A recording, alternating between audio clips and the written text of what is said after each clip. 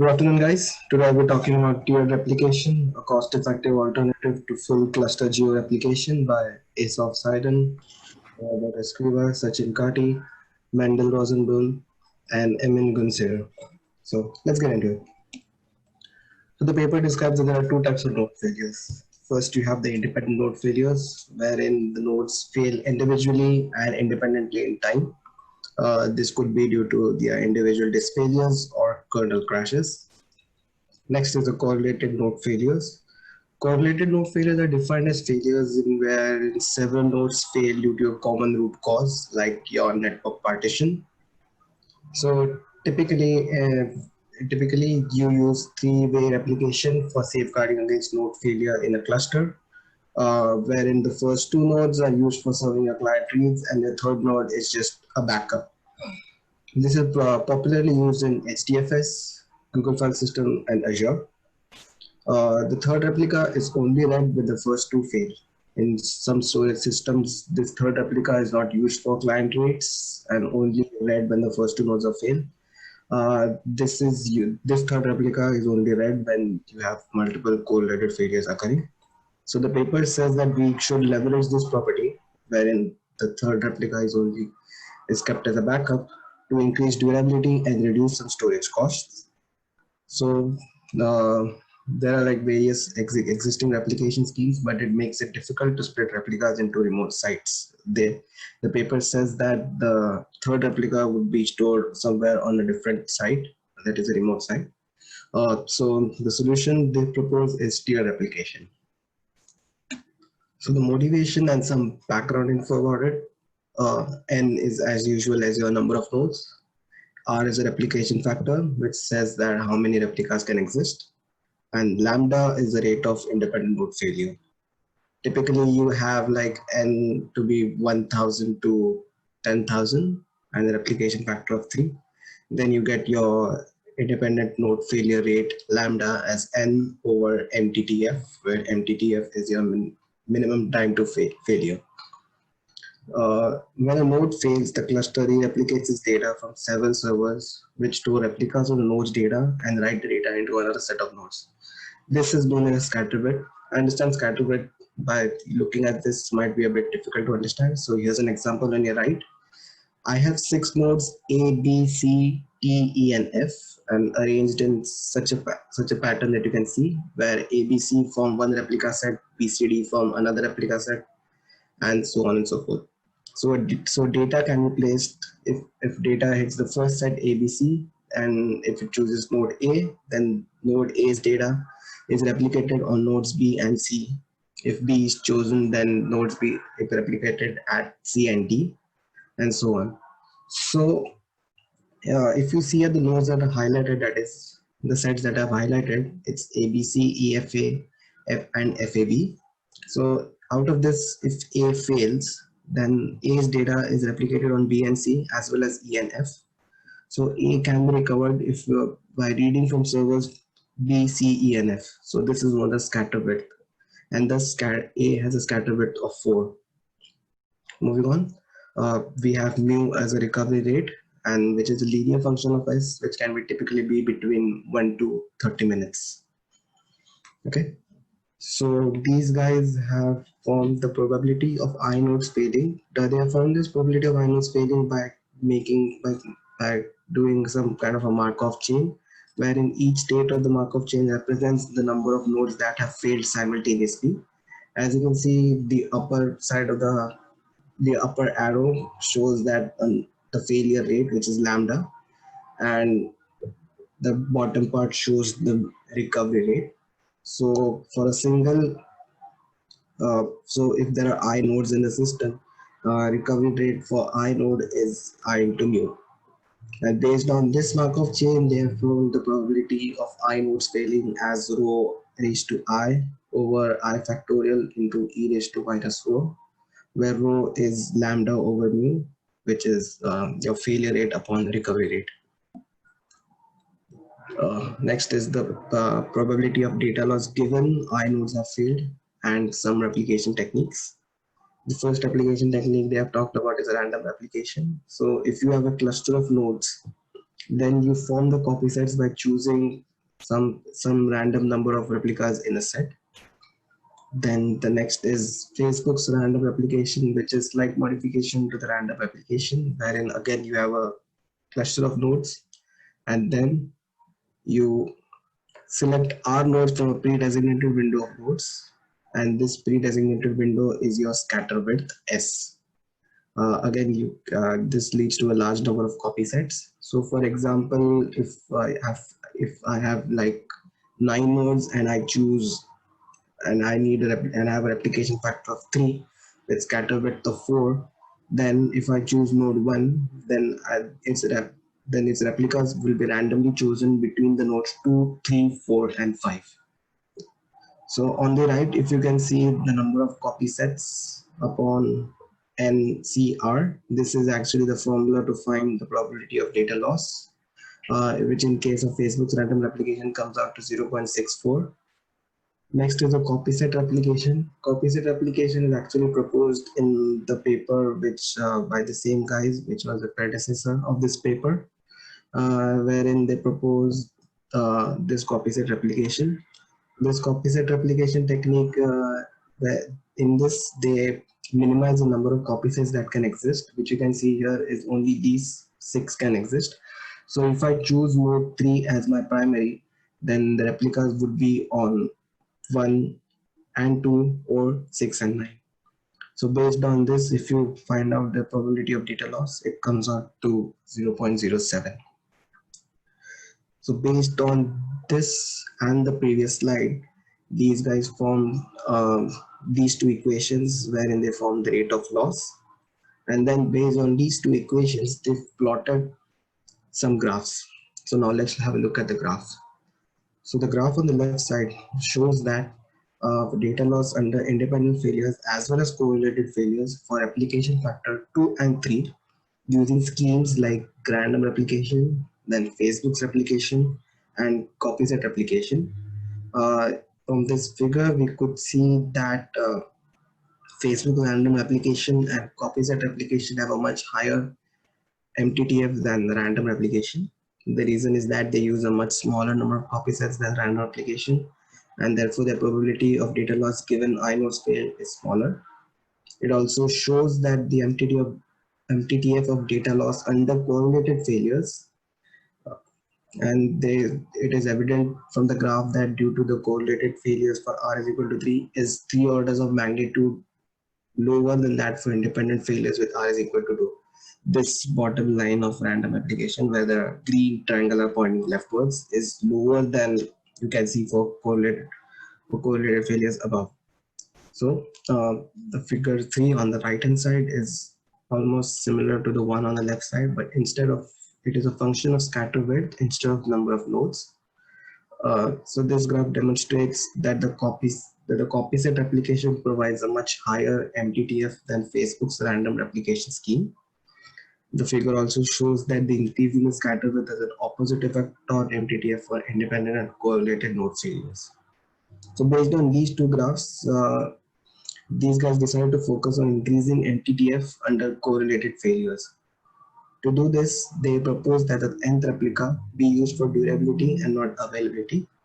To achieve this, they split their replication scheme into 2 tiers, primary tier and secondary tier. Primary tier would be used primarily for serving client reads. Secondary tier would be used purely as a backup. In the primary tier can consist of your first 2 replicas if you're using 3 replicas or your n-1 replicas, and the secondary tier would be for your nth replica, which is your backup replica, and this secondary tier would be stored on the remote site. The advantages of that would be obviously since it's on a remote site, the probability of both the sites failing is very low, and it is highly unlikely that both sites fail at the same time.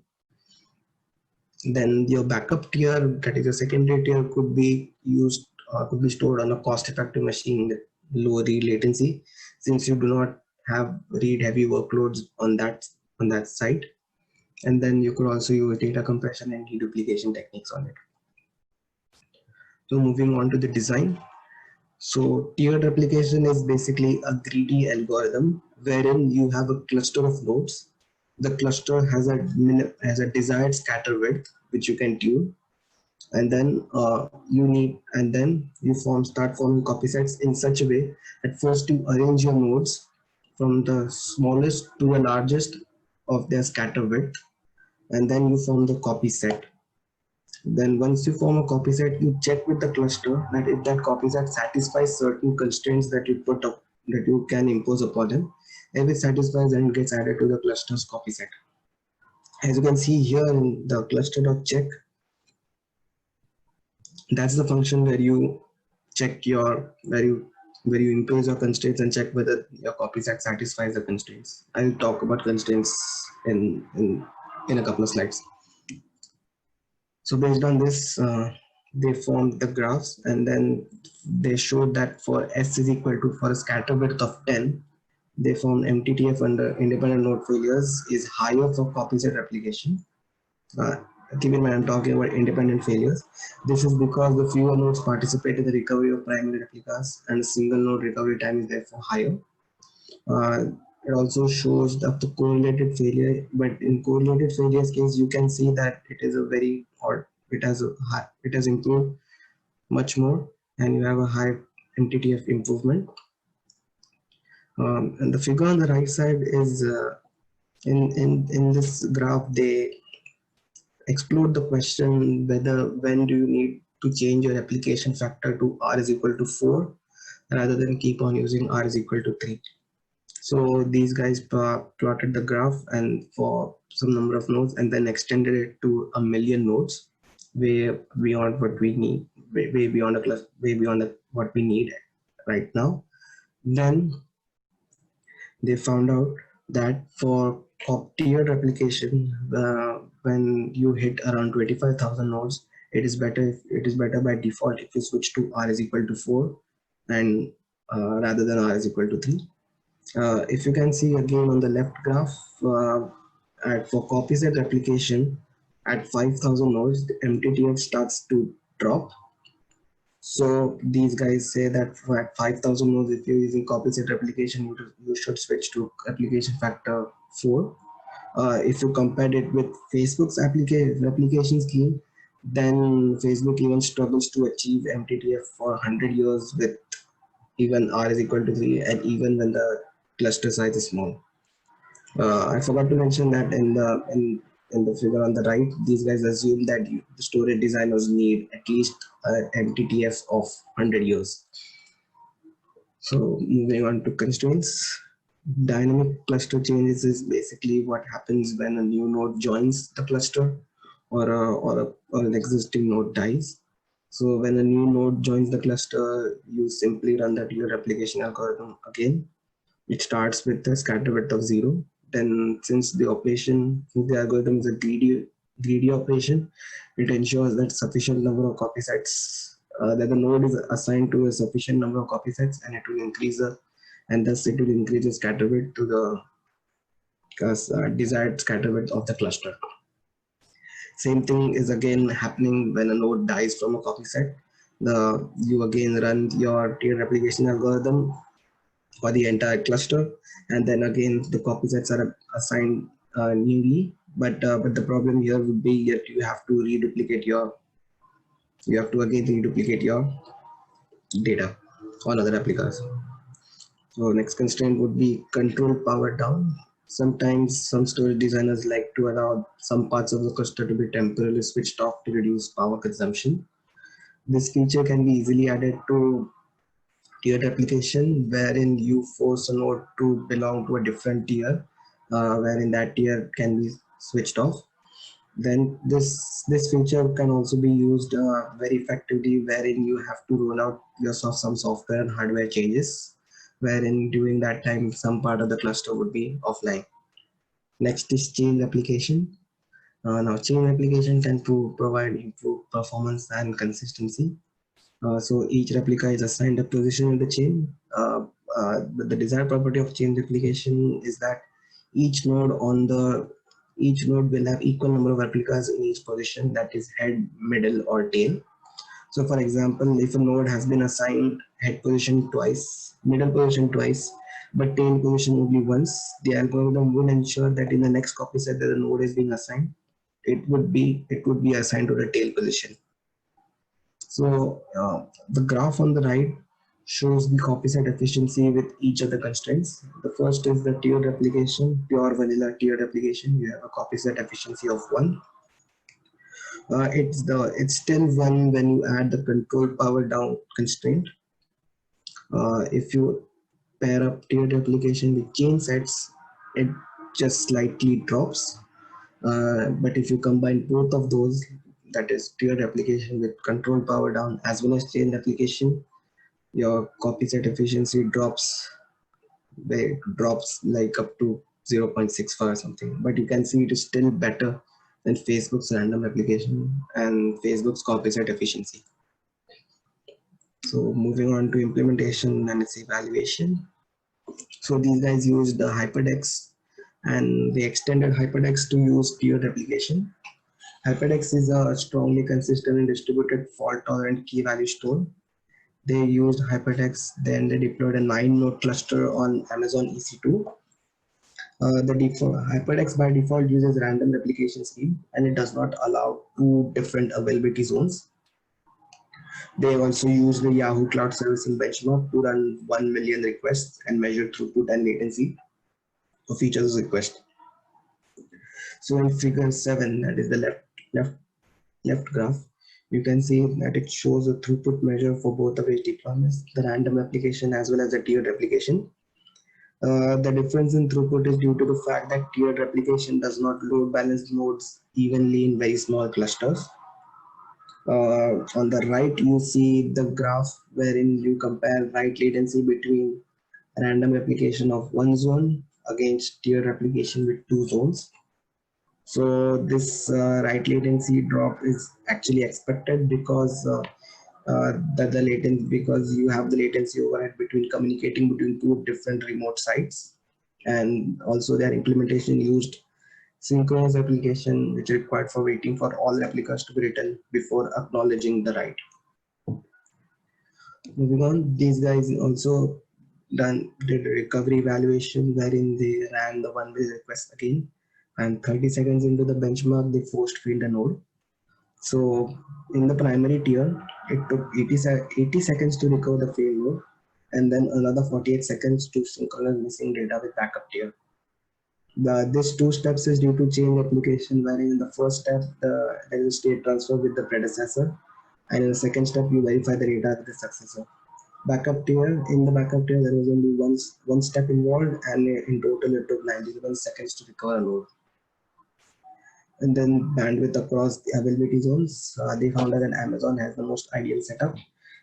They provide 2 failure independent zones, and the communication speed between these two zones was consistently at around 1 gigabytes per second. So yeah, that's it from my side. Thank you, guys. Thank you, Yash. Thanks for the presentation. Oh, sure. Let me stop the recording.